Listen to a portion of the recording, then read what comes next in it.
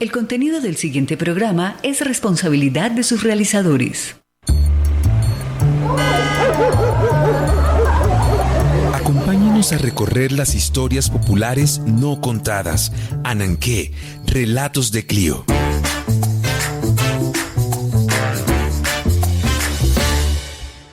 Bienvenidos.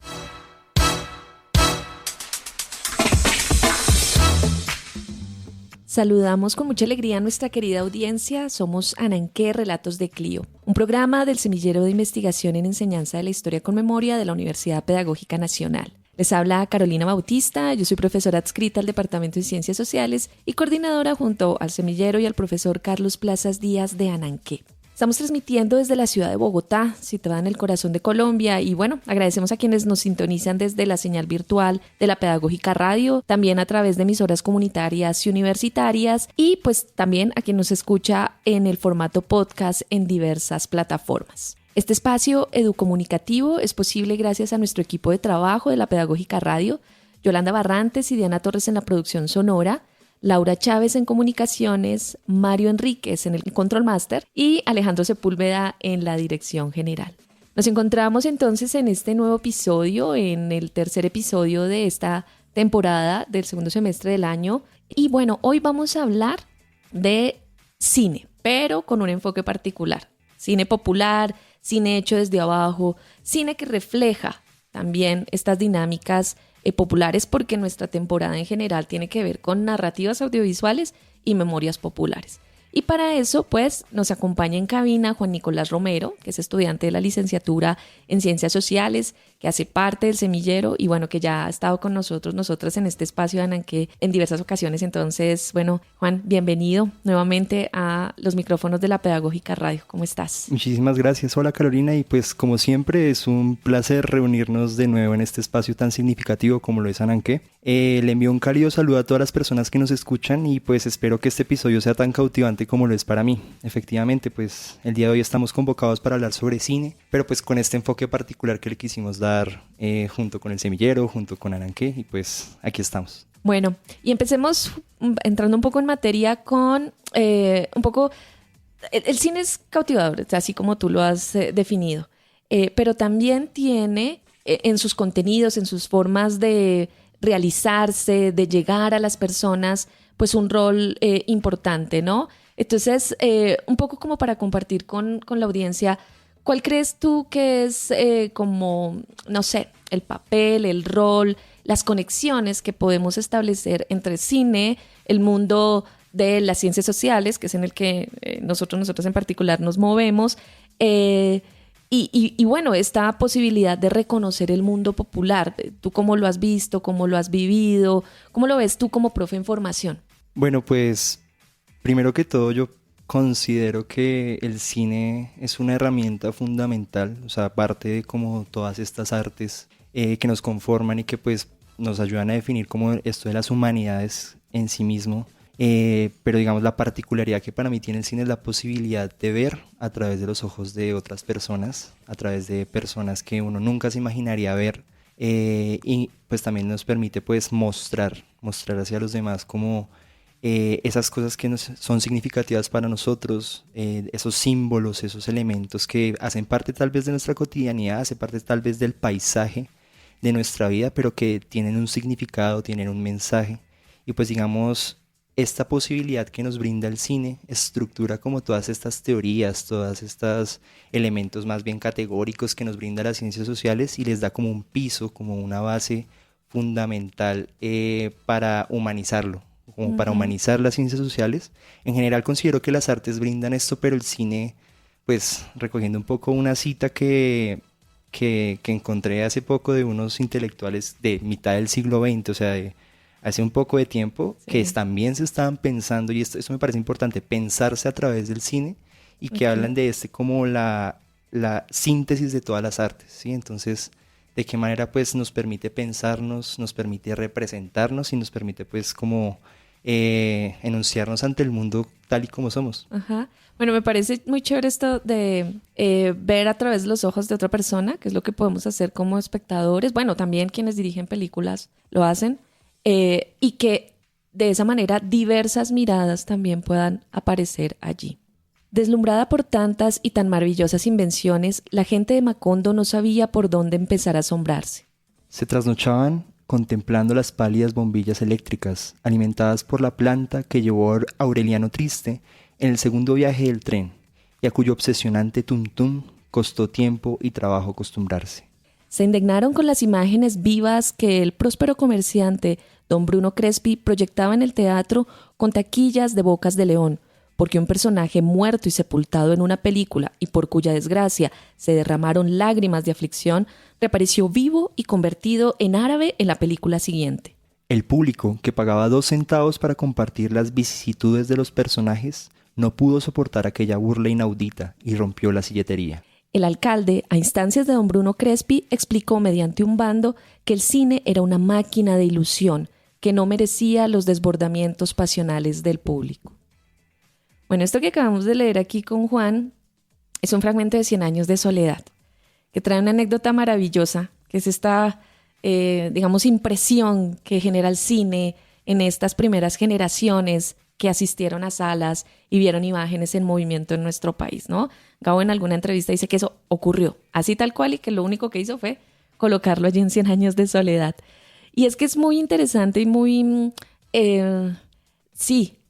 a veces casi como inexplicable, como esta capacidad para identificarnos, para conmovernos de todas las maneras con lo que pasa en el cine, y también cómo esto en los sectores populares ha estado presente, incluso desde el mismo momento en el que llegó el cinematógrafo, que fue por allá en 1897 a la ciudad de Colón, lo que hoy es Panamá, que en ese momento pues todavía era Colombia. Entonces como que la huella del cine en los sectores populares está desde el principio, aunque viene con las élites, así como llegado, el fonógrafo y otras cosas, pero son apropiados prontamente. Y bueno, pues entonces eso es justamente de lo que vamos a estar hablando el día de hoy en Ananqué.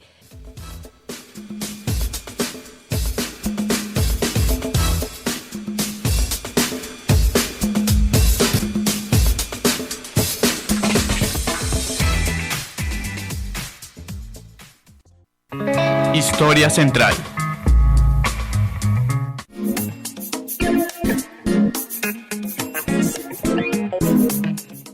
Bueno, estamos de regreso en Ananqué con este segmento Historia Central después de esta gran canción de Los Aterciopelados, que hace parte, como decía Juan, de la banda sonora de Perder es cuestión de método, ¿no? Una película que adapta un libro también de Santiago Gamboa, novela negra del 97, y bueno, que se traduce en esta película muy buena, muy recomendada para que... Hoy habrán muchas recomendaciones de cine, ¿cierto? Sí, definitivamente. Sí, son muchas. Y bueno, y también para empezar esta historia central, preguntarle a nuestra audiencia ¿cuál creen ustedes que fue la primera película hecha en nuestro país? O sea, ¿cuáles son las primeras? ¿Por allá de qué época vendrá? Porque el cinematógrafo llegó en 1897 y casi que de inmediato, ¿sí?, empiezan a aparecer las máquinas pues para grabar, no solo para reproducir, sino para capturar la imagen, con esta fascinación que genera poner en una pantalla, ¿sí? Y con esa fascinación que también, de hecho, Gabriel García Márquez retrató en 100 años de soledad, ¿sí?, con Aureliano, que desbarata todas las cosas para tratar de encontrarles el ánima, y que Dios está ahí moviendo las pianolas, los cinematógrafos, bueno, que es justamente este cambio tecnológico en la entrada del siglo XX que va a producir pues todos esos procesos.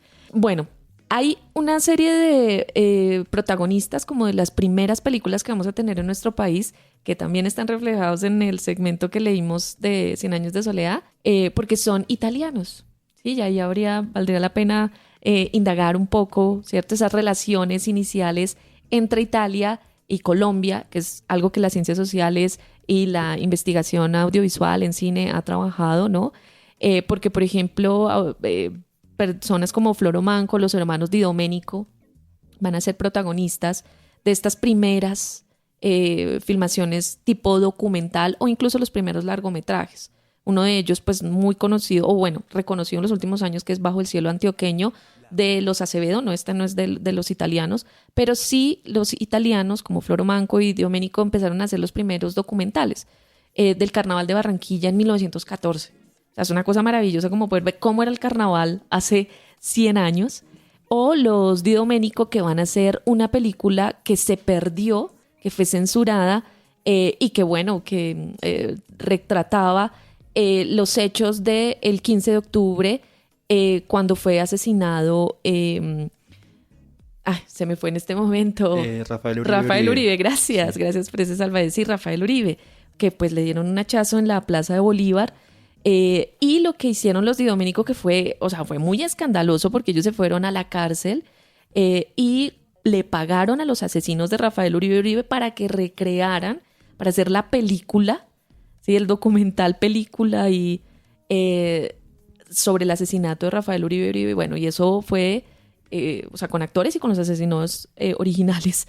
Y fue muy, muy complejo y muy escandaloso, pero lástima que se perdió, porque hubiese sido un documento muy interesante, ¿no? Un poco para reconocer como estas dinámicas.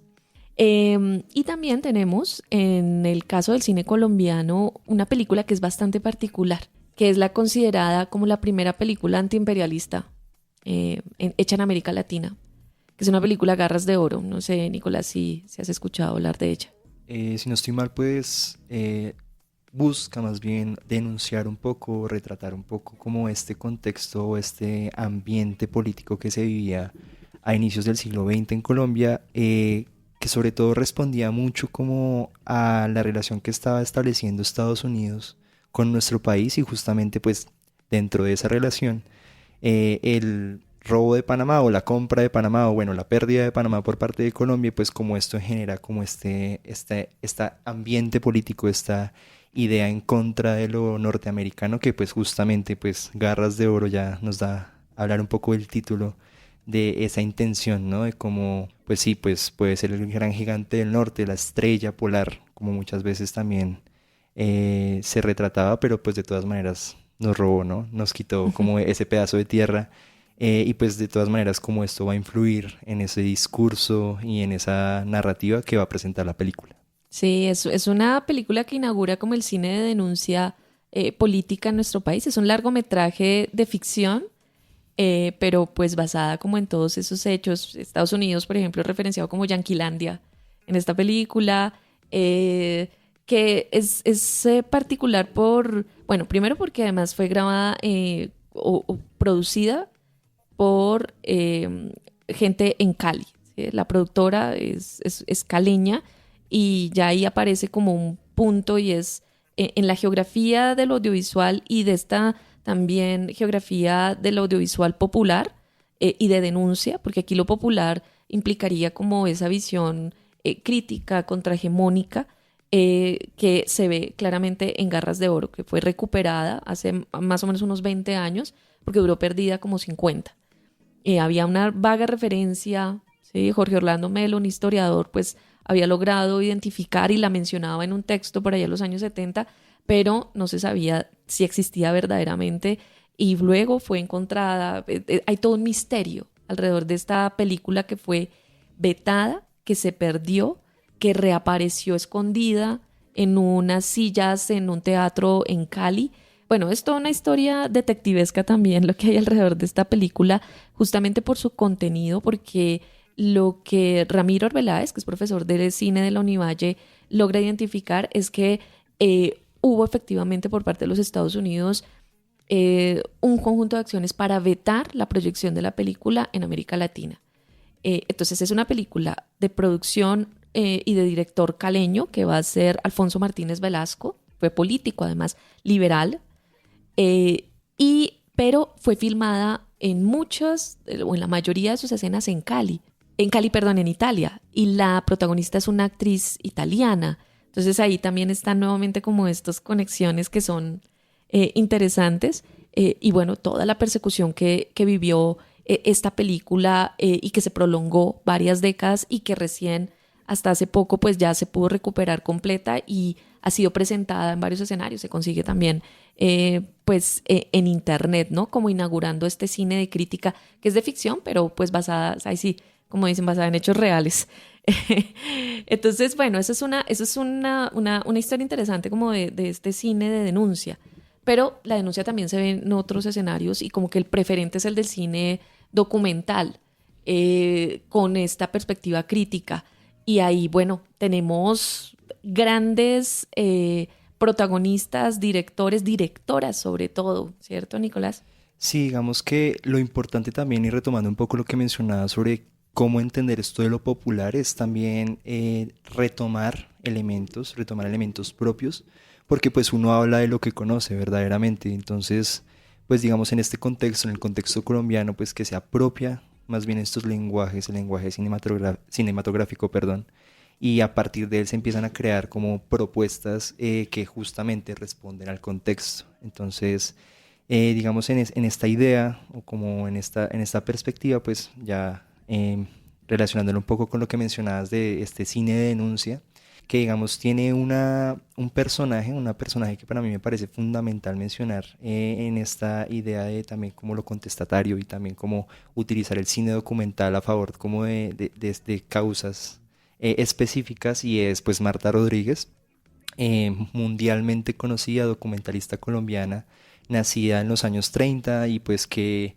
estudiaría sociología no solo aquí en Colombia, en la reciente, para ese momento, Facultad de Sociología creada por el cura Camilo Torres, sino que también pues viajaría a España, también tendría como este contacto con este mundo académico, pero también con este mundo rural, este mundo de lo rural aquí en Colombia, y que pues va a ser como lo que marca más bien como la forma en que ella desarrolla su cine, ¿sí? Es importante también como mencionar en este caso como esta intención política que tiene el lenguaje cinematográfico cuando se aplica en este tipo de contextos, y que digamos se ve muy presente con el caso o con el trabajo de Marta Rodríguez, por mencionar un poco, porque pues revisando un poco su filmografía pues es de, exacto, aproximadamente 20 películas.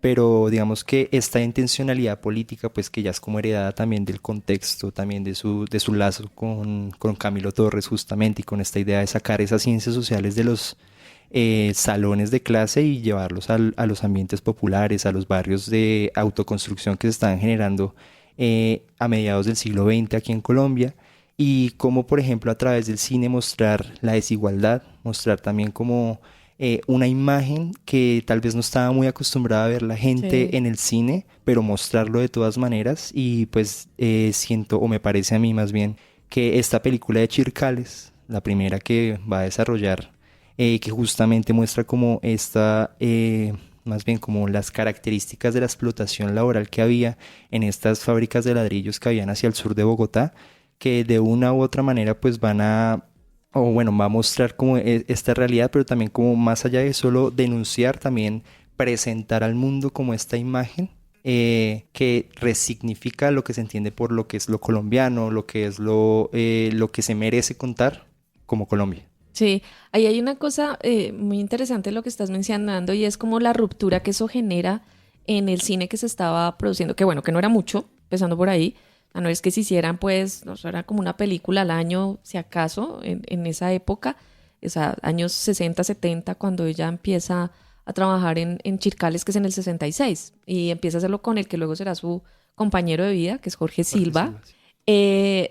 Pero claro, o sea, como imaginar ver la pobreza reflejada de esa manera por primera vez, porque los pobres sí aparecen en las películas, pero romantizado, edulcorado, como con esta cosa de la misericordia, ¿sí? De películas como Un ángel caído, creo que se llama. Bueno, Un ángel, que es una película en Bogotá de dos niños perdidos en los años 50, que es muy linda, pero es una cierta romantización de la pobreza. Y esta mujer nos es estrellarnos así como ¡pum! ¿Sí? Y sentir como todo ese peso, y eso me parece muy interesante. Y mira que estaba buscando también cosas sobre Marta Rodríguez, y esta cercanía con Camilo Torres, que es también una cercanía con la sociología de Orlando Falsborda, que este año estamos en los 100 años de Falsborda en nuestro país. Yo veo una cercanía entre cómo hacían los documentales, Marta Rodríguez y Jorge Silva, con la metodología IAP que luego va a consolidar Orlando Falsborda, porque es esto de irse a la comunidad, a convivir, a ganar la confianza, a construir lazos, y no es la utilización y extractivismo, pues, de imágenes, de dolor, sino que es todo un trabajo y fueron 5 años por problemas técnicos, pero también en este proceso de construir lazos y que algo le quede también a la población con la que trabajan. Eso me pareció muy chévere, porque para mí empató como con la investigación, acción participativa y toda esta discusión en las ciencias sociales que, bueno, en este caso se traduce y se convierte en una película. Exactamente, y pues de una u otra forma como que esto va a ser como un elemento constante en el trabajo de Marta Rodríguez, que no solo se verá en Chircales, sino que se verá de ahí en adelante con el resto de su filmografía, incluso con el trabajo especialmente con las comunidades del norte del Cauca, si no estoy mal, con las comunidades indígenas Nasa, que muchas de sus películas van a ver sobre estas comunidades y sobre la denuncia de los atropellos, de los asesinatos, de los genocidios, del etnocidio que menciona hacia las comunidades indígenas, pero que de todas maneras se retribuye.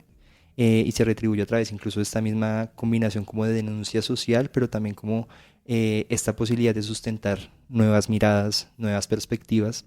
Y pues bueno, también ya como ya cerrando como este hilo un poco de Marta Rodríguez, sí me gustaría como recomendar la última película que salió en 2022 sobre justamente pues este referente que tiene, o que tuvo más bien, o que ha tenido, porque no se ha muerto, tiene 91 años, no se ha muerto, que se llama Camilo Torres en Amor Eficaz.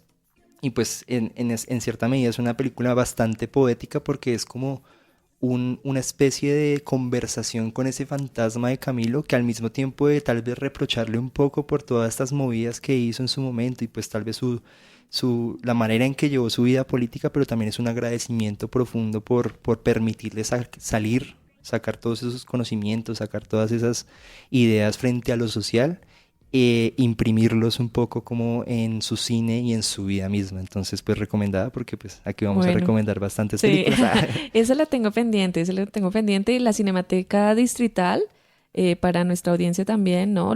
Gran lugar donde, pues bueno, que tiene sedes en Bogotá, en Suba, en el Tunal, y este tipo de películas están allí accesibles también a precios pues que podemos pagar desde el barrio. Entonces tengo pendiente ver ella. Rápidamente quiero mencionar, también hay un director, cineasta, guionista, hay muchísimos realmente, pero hay uno que me parece que también está como en esta cosa de estrellarnos así como con esa realidad y esa cotidianidad y ponerla en la pantalla, que es Ciro Durán, o fue Ciro Durán porque ya murió, que murió en el 2022, contemporáneo de Marta Rodríguez. Nacieron más o menos en la misma época y además también estuvieron expuestos como a toda la corriente francesa de cine y de crítica, que va a ir como rebelándose contra las estructuras tradicionales, las formas narrativas, como el tipo de guiones que se hacían, y bueno, terminan haciendo estas películas. Ciro Durán hizo tanto documental como película de ficción, pero siempre como con este sello de compromiso, de denuncia y de cine político y de conexión con el mundo de lo popular. Y ahí hay cosas que uno puede ver incluso en plataformas gratuitas, bueno, gratuitas entre comillas, como YouTube, que es Gamín, de 1978, que además ganó un premio en España, el premio Donostia a los nuevos realizadores. La Guerra del Centavo, que muestra el mundo antes de Transmilenio en Bogotá. Y es muy interesante como ver las calles, la décima, lo que significaba la movilidad y qué tanto ha cambiado. También es una buena pregunta que podemos hacernos al ver La Guerra del Centavo. La última película que hizo Ciro Durán fue La Toma de la Embajada, que reconstruye esta historia del M-19 tomándose la Embajada de la República Dominicana, que además dio inicio a lo que luego serían en los años 80 los procesos de paz dialogada con Belisario Betancur. Entonces es una gran película protagonizada por Fabiana Medina como la Chiqui, para que nuestra público de audiencia también lo encuentre. Pero bueno, tenemos no solo el cine documental, sino el cine de ficción, que hay, que también son muchas películas, pero algunas que podamos mencionar del cine de ficción, donde lo popular es también reconocido, recogido, recreado. Bueno, está esta película y ya hemos mencionado un poco a este director anteriormente con la canción que escuchamos, Sergio Cabrera, que me gustaría mencionar un poco también la película más famosa de él, tal vez una de las películas más famosas del cine colombiano, La Estrategia creo que del la Caracol. mejor del país en Exacto. para mí es como la mejor, no sé. Exacto, a mí me parece significativa, o sea, la frase de ¿para qué le sirve a usted la dignidad? Creo que marca, y pues la otra frase que también no creo que se pueda mencionar por este canal, pero digamos, la manera en que se enlaza como también el compromiso político, que creo que también es algo fundamental y como una línea medular en estas como formas en que se ha desarrollado el cine en el país, también como que a partir de la ficción pues permite mostrar como estas diferentes perspectivas relacionadas no solo a la denuncia social, a la violencia política y a la resistencia, sino también a la misma realidad colombiana, ¿no? Al día a día, a cómo se vive, por ejemplo, en este caso la película La Estrategia del Caracol, en una casa Inquilinato. en un inquilinato, perdón. Y digamos que también es un punto interesante para pensarnos y como para darnos cuenta de dos perspectivas que a veces juegan en el cine popular, y es como la forma en que a veces se reproducen estereotipos que marcan una forma de ver, de entender y de leernos incluso como sociedad, que digamos también va a estar muy permeado por esto lo que se llama la pornomiseria, Ujú. que es digamos tomar como todos estos elementos que ya hemos mencionado un poco, puede ser la pobreza, puede ser esta desigualdad, y más allá de llevarlos a la denuncia, llevarlos a la mercantilización, a utilizarlos Hacer un como... show con la miseria y con la pobreza. Exactamente. Y como de una u otra forma a muchas películas que pues se pueden mencionar en algunos casos, para mí un ejemplo claro puede ser La Vendedora de Rosas, me parece que es un ejemplo... Polémicas declaraciones Sí. aquí de Juan. Un ejemplo de esto de pornomiseria que de una u otra forma como que retoma todos estos aspectos, pero más allá de resignificarlos puede llegar a la simple mercantilización, y cómo han habido discursos o han habido propuestas más bien que van más allá de esta idea de la pornomiseria para generar pues sí un cine de ficción propio. Y pues aquí podemos entrar a hablar un poco de esto de Caliwood, ¿no? Esta movida de los años 70 y de los 70 a los 90 prácticamente en Cali, que viene de la mano pues de personajes de la talla de Luis Ospina, Carlos Mayolo, el legendario Andrés Caicedo, que de una u otra manera van a transformar la manera en que se hace el cine en este país. No sé qué nos puedas mencionar ahí un poco, Carolina. Sí, bueno, y antes de entrar al tema de Caliwood, sí, con Sergio Cabrera y su cine, bueno, hay muchos realizadores. Yo creo que también hay otras películas como El Gato y el Ratón, ¿sí? Que lo habíamos mencionado en la preparación del episodio, que es de Rodrigo Triana. Es una gran película, también un episodio hecho en Ciudad Bolívar. Muchas películas que yo siento que le hacen justicia un poco como a lo popular, más allá de esta mercantilización o de verlos y de hacer como el show con la pobreza, que muchas películas dramáticas, pero también de humor, caen en eso, en esos estereotipos. Y con Sergio Cabrera, y quería hacer solo una recomendación como parte de su historia, siempre la hago en clases, que es el libro de Juan Gabriel Vázquez, Volver la vista atrás, para entender un poco de dónde viene la perspectiva de Sergio Cabrera, los temas que elige hacer en sus películas, en las novelas que dirige, porque fue el director, por ejemplo, de La Pola, que fue una novela famosa hace algunos años, y tiene que ver con toda su militancia, tanto la de su papá como la de su propia familia, porque fueron militantes del Ejército Popular de Liberación, estuvieron en China. Bueno, a mí esa historia me sorprendió, yo no sabía nada absolutamente de esto, y es una reconstrucción como de la época, ¿sí? Y de cómo estas tensiones, cómo estas discusiones, estas posibilidades de resistencias y las formas diversas que tomaron, pues bueno, se van a encontrar también ahí con el cine. Y porque como que la pintura de fondo, que también tiene que ver con la escuela de Cali y con este grupo de Cali de cineastas, son las formas de resistencia, ¿cierto? En medio de la Guerra Fría y de los procesos de contracultura, porque el grupo de Cali o Caliwood es tal vez uno de los que más sólidamente simbolizan los procesos de contracultura, de ir contra las formas estéticas, contra las ideas, contra las prácticas, las formas de bailar, la música que estaba pues como establecido ya antes de los años 50, ¿no? Y eso se enmana con la salsa, que tuvimos un episodio donde mencionamos también el asunto.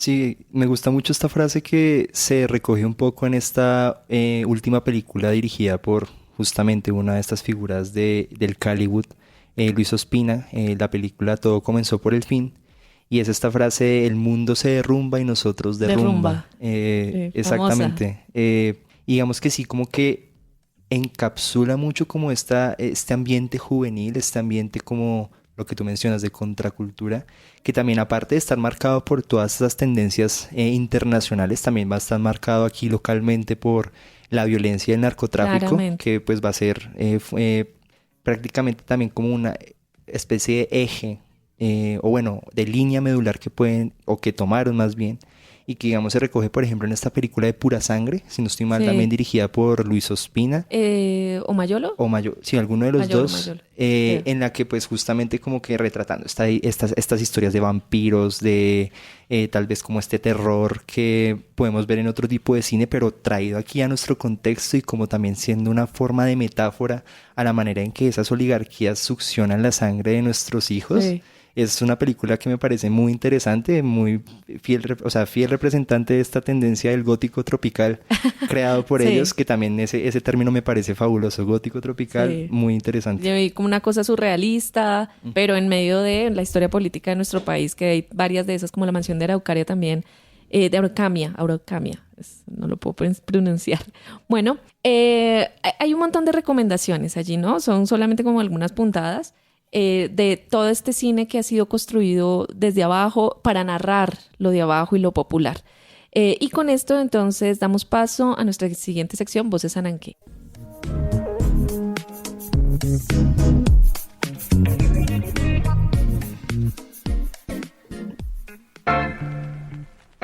Las voces de Ananqué.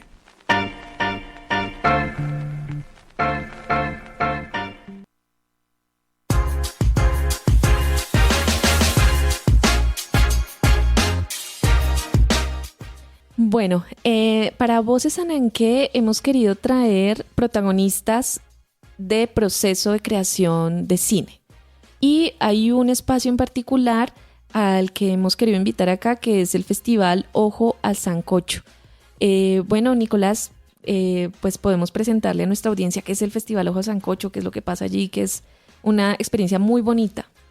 Bueno, digamos que ante un contexto como tan complicado, ante un contexto como tan marcado por estas violencias estructurales, por estas desigualdades, por todos estos elementos que muchas veces buscan definirnos, pero pues siempre existen estos puntos de fuga que permiten repensarnos como sociedad y como país, surgen iniciativas comunitarias, como en este caso el Festival Internacional de Cine y Video Alternativo y Comunitario Ojo al Sancocho, desarrollado desde el 2008 en la localidad de Ciudad Bolívar, aquí en Bogotá, como una forma en que a través del cine, a través del lenguaje cinematográfico se pueda democratizar la cultura y la educación audiovisual aquí en Colombia. Entonces es como una propuesta justamente comunitaria que permite como darle nuevos significados, pero también darle nuevas oportunidades a las personas a través de lenguajes que muchas veces no se piensan como, o bueno, como mecanismos más bien para transformar, como mecanismos transformadores de la sociedad. Estamos hablando de lo que digo, el Festival Internacional de Ojo al Sancocho, y me gustó mucho cómo lo definieron ellos en su página web, para que la visiten. Que dice, se llama Ojo al Sancocho porque Ciudad Bolívar es un sancocho. Aquí hay ricos muy ricos, pobres muy pobres, intelectuales, poetas y artistas. Además, porque la mayoría de las familias tiene como tradición compartir el fin de semana un sancocho comunitario. Esto es buen cine hecho con bajo presupuesto. Y pues bueno, hoy en Voces Aranqué tenemos la enorme fortuna de escuchar el testimonio directo de uno de los miembros del equipo de dirección de este festival. Y pues nos va a contar un poco más sobre lo que trata esta enorme iniciativa que ha cambiado las vidas desde hace casi 14 años prácticamente. Y pues bueno, desde el más profundo respeto y admiración le doy paso a Joel Chavarro para que nos cuente un poco más sobre esta movida de Ojo al Sancocho. Así que pues adelante con el audio.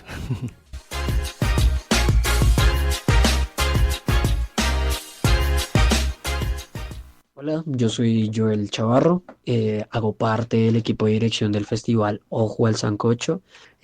Pues llevo participando en el festival hace ya 14 años. fui primero estudiante o participante de su escuela de cine comunitario también acá en Ciudad Bolívar. Entonces, desde hace 14 años, pues pasé de ser estudiante a un poco de los organizadores y pues acompañando algunos de los eventos que se hace en Ojo al Sancocho y alrededor del año, que no solo somos Ojo al Sancocho, también somos una sala de cine, una escuela de cine, una productora, pues también un espacio de encuentro a través del cine comunitario. El cine comunitario tiene también como una manera muy importante de contar, de visibilizarse, de expresar, de saber, como de enseñar y de compartir propiamente.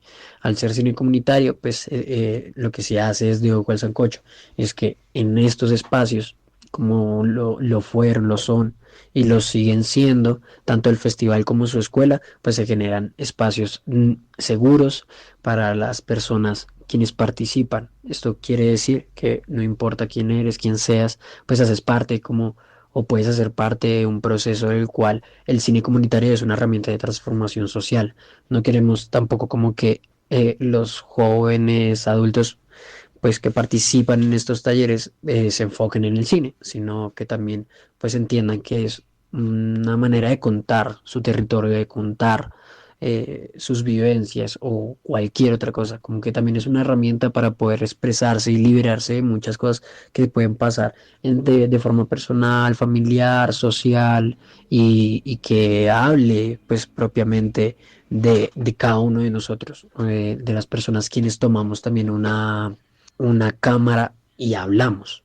Entonces el cine comunitario lo que hace es poder abrir estas vivencias, estas maneras de contar, relatos, importancias, saber de las personas propiamente del barrio. Entonces hacen también que entendamos que esas memorias que vamos recolectando, que esas memorias que nos van contando los mismos participantes, pues sea tan fundamental grabarlo como en ese tipo de cápsulas, ya sea formato audio, formato video o incluso de otras maneras, pero el poder llegar y acercarse a la persona de la tienda y decirle, oiga, ¿usted qué puede decir del barrio? ¿Usted qué puede decir sobre su vida? ¿Qué nos quiere contar?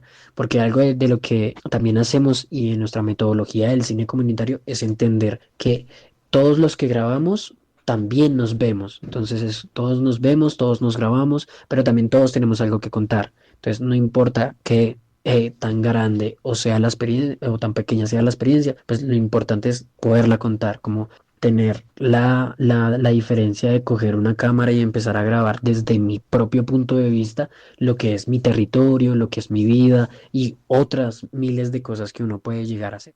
Este año cumplimos 18 años o 18 versiones. Este año es del 4 al 11 de octubre, en el cual pues se hace en Ciudad Bolívar, en la sala de cine Potosine.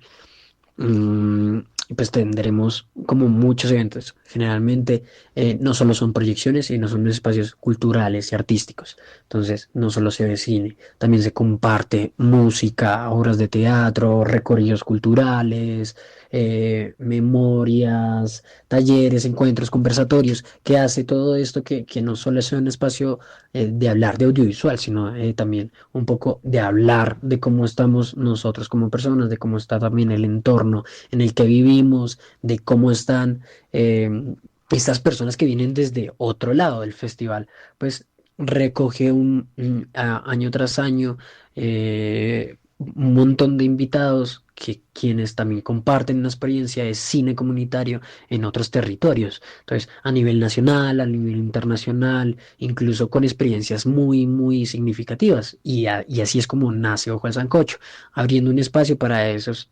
cortometrajes, películas que no llegaban a ser publicados en otros festivales un poco más grandes o más comerciales, sino que pues es abrir el espacio para todas las personas que hacen cine comunitario, hacen cine con la comunidad, hacen cine de una manera de transformación social y entendimiento que cada territorio tiene algo especial. Entonces, así es como también desde el 2008 que se hace la primera versión del festival, pues año tras año hemos venido consiguiendo este espacio, esta manera también de entender que el cine comunitario cambia también con la comunidad. Entonces las historias cambian, las experiencias cambian, a veces seguimos viendo temas que son constantes, pero también cómo los abordamos. Entonces hablar desde la juventud, hablar desde la adultez, hablar con los niños, como que también tiende a ser un espacio libre para todas las personas, totalmente gratuito, con un montón de invitados, con un montón de energías que se juntan a no solo ver, sino también pensar. Entonces, pensar en mi casa, en mi territorio, hace que el festival pues tenga este avance año tras año. Y tener música, pues tener estos espacios culturales también hace que la comunidad se sienta un poco más cercana a otros espacios. Es difícil entender que antes, hace unos 10 años, pues hubiera un festival de cine internacional en Ciudad Bolívar. Ahora lo hay y pues los invitados se quedan en Ciudad Bolívar. Las personas se sientan a comer con invitados internacionales, nacionales, y es un compartir de experiencias que hace que el festival sea esto, y es lo que seguimos haciendo, lo que queremos seguir haciendo, pues es llevarle también cultura, o no solo mostrar cultura de otros lados a Ciudad Bolívar, sino que Ciudad Bolívar también pueda llegar a otros lados desestigmatizando, pues, que es una periferia. Y bueno, acabamos de escuchar un poco el testimonio de Joel Chavarro y pues me gustaría como enfocarme en esto de lo que él habla del ver y el pensar desde la comunidad, desde lo que es Ciudad Bolívar, porque tal vez hemos mencionado algunas perspectivas que ven desde arriba y tratan de representar lo que está abajo, pero esto de Ojo al Sancocho, esta movida, este festival, justamente busca hacer lo contrario. Desde la misma comunidad, desde sus mismos ojos, desde sus mismas miradas, presentar al mundo lo que para ellos es Ciudad Bolívar. No sé qué me piensas ahí. Sí, y además con un saldo pedagógico fundamental, porque este festival es, como nos relata Joel, toda una escuela formativa. Él es una de las personas que ha sido formada en este festival y ahora se dedica pues a trabajar desde lo audiovisual. Desde Ciudad Bolívar. Entonces una gran escuela y una gran experiencia de pedagogía social hecha desde Potosí en Ciudad Bolívar. Es maravilloso. Y ahora pasamos entonces a nuestra sección Ananqué en las redes.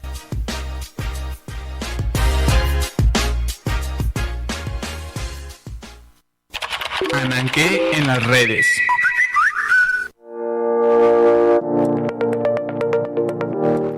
Nos pueden encontrar como Semillero de Historia Cultural y Educación Histórica en Facebook. También pueden seguirnos a través de Instagram como Cultura Ananqué. Además, encontrarán cada uno de nuestros programas en iVoox y Spotify en formato podcast. También pueden seguirnos a través de Facebook como Germinario de Enseñanza de la Historia con Memoria y en Instagram como Germinario UPN. Nos despedimos y agradecemos su escucha desde diversos rincones de nuestro país y de América Latina. No se pierdan nuestro próximo episodio en esta temporada sobre narrativas audiovisuales y memorias populares.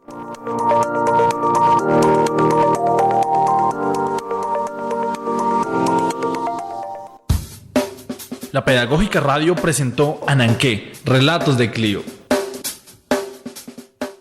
Este programa es parte de los contenidos educomunicativos de la Pedagógica Radio, disponibles para ti al aire y en formato podcast a través de radio.upn.edu.co. Quédate con las voces y los sonidos que enseñan de la Pedagógica Radio. Universidad Pedagógica Nacional. 70 años siendo la educadora de educadores.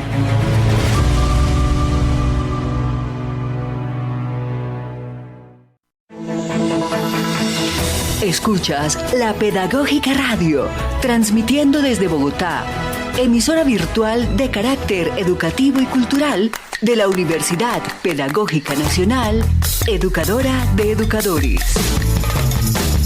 Pedagógica Radio, voces y sonidos que enseñan.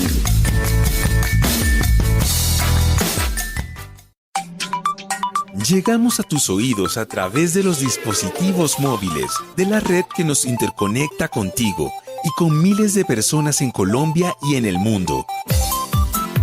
Somos tu emisora, la Pedagógica Radio.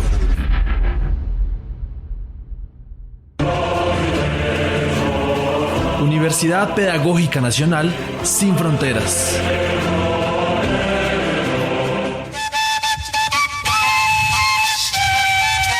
Muy buenos días, mucho gusto. Mi nombre es Héctor Navarro Paredes. Les estoy hablando desde el municipio del Carmen de Bolívar, vereda Bonito, parcela número 14, Villa Mariluz. Campesino orgulloso de pertenecer a la unidad de restitución de tierra. Hoy, a los estudiantes de la Universidad Pedagógica Nacional, les quería hacer llegar un mensaje de solidaridad, cariño y afección para ellos. Acuérdense que la posición de ustedes es salir adelante para educar el futuro de nuestro país. Y qué orgullosos se sentirían nuestros hijos y los hijos de los que ustedes más adelante, cuando sean todos unos profesionales, lleguen a educarlos. Yo humildemente les pido con cariño y humildad de que no desaprovechen la oportunidad que tienen y que Dios les ha brindado en esta vida para salir adelante. Qué bonito sería que mañana me dijeran a mí, yo me eduqué con un profesor egresado de la Universidad Pedagógica Nacional, y que sean ustedes esos los que se lleven ese orgullo y ese privilegio. Muchas gracias.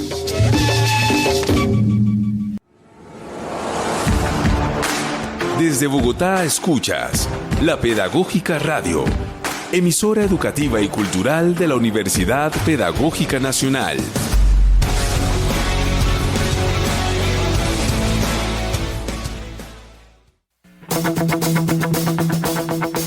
Hola, soy Laura Rodríguez, soy de Buenos Aires, Argentina, de FM La Tribu. Desde allí les mando un abrazo enorme a todos los que hacen y escuchan la Pedagógica Radio. Aguante las radios universitarias, como diríamos en Argentina. Un beso muy grande.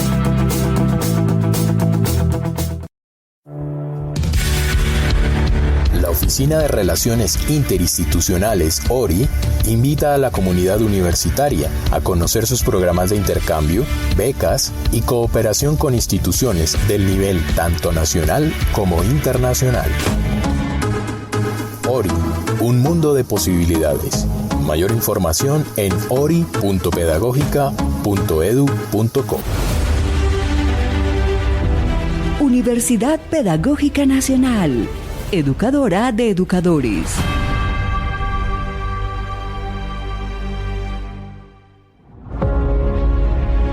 La Universidad Pedagógica Nacional cuenta con una amplia oferta de programas en áreas como la educación básica, educación infantil, educación especial, educación artística, entre otras. De igual manera, promueve el uso de las tecnologías en el aula, preparando a estudiantes para ser los mejores docentes del futuro.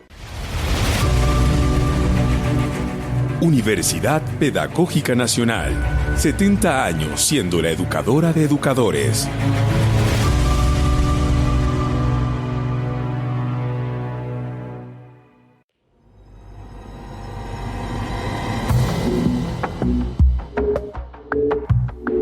Legado Orlando Falz Borda. Cultura anfibia.